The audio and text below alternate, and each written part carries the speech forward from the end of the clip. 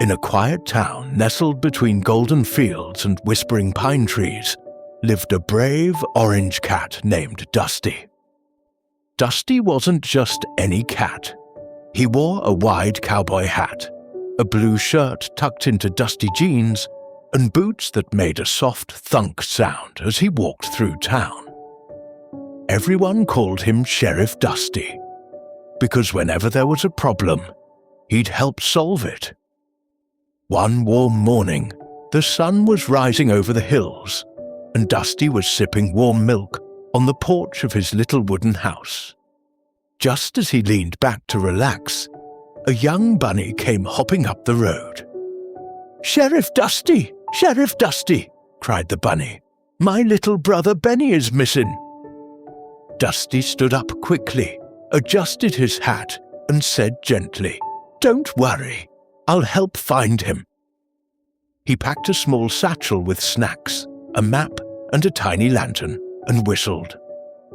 From the barn trotted out his trusty horse, Cactus. With a quick hop, Dusty climbed into the saddle, and they galloped off toward the woods. First, they stopped by the farmer's field. Dusty spoke to the sheep. "Did you see a bunny pass through?"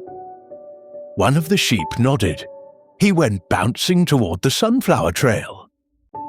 Dusty tipped his hat. "Much obliged." The sunflower trail was bright and cheerful, but Benny was nowhere to be seen.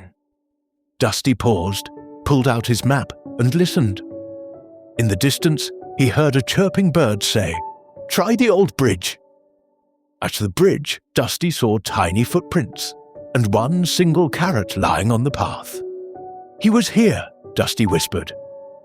Afternoon passed, and the sun began to dip. Dusty followed the stream near the bridge.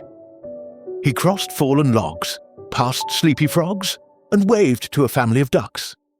Finally, as the sky turned orange, Dusty heard a tiny sniffle.